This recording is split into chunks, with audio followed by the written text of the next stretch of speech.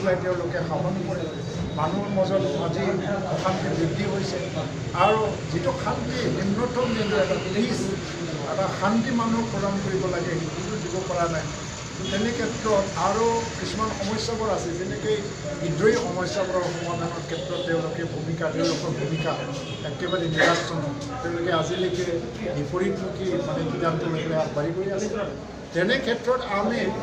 নতুন পৰিৱৰ্তনৰ কাৰণে আহিলোঁ দুৰ্নীতিৰ বিৰুদ্ধে যুদ্ধ কৰিবলৈ আমি ওলাইছোঁ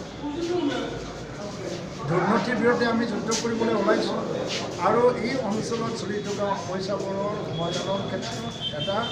মানে সক্ৰিয় ভূমিকা লৈ পেলাই ভাৰত চৰকাৰক ক'বৰ কাৰণে আমি ওলাইছোঁ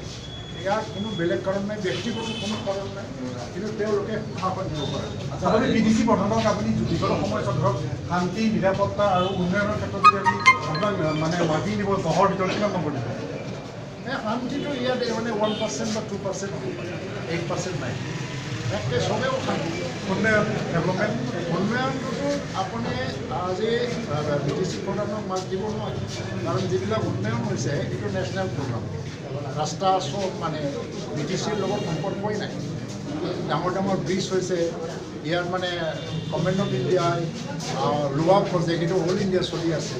ৰাস্তা ঘাটৰ প্ৰজেক্ট অল ইণ্ডিয়া চলি আছে ইয়াতো স্পেচিয়েল একো চলা নাই নহয় একেবাৰে যে একো কৰা নাই মই নকওঁ কিন্তু উন্নয়ন আৰু শান্তিৰ ক্ষেত্ৰত মই তেওঁক 2 বা 3% দিব পাৰোঁ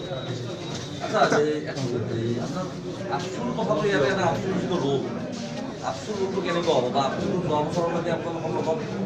সমৰ্থন কৰিছে এই লোকসভালৈ সময় আছে নেকি বা তেনেকুৱা কিবা হেৰি আছে নেকি আপচুৰ কথাটো আপচুৱে ক'ব NDPৰ কথা NDPয়ে ক'ব আৰু বেলেগ দলৰ বেলেগ সংগঠনৰ লগতো মই ক'বলৈ নাযাওঁ কিন্তু তেওঁলোকে অতি শীঘ্ৰে এটা স্পষ্টতি লৈ পেলাই আগবাঢ়ি আহিব আৰু যিহেতু আমি একে সমস্যাবিলাক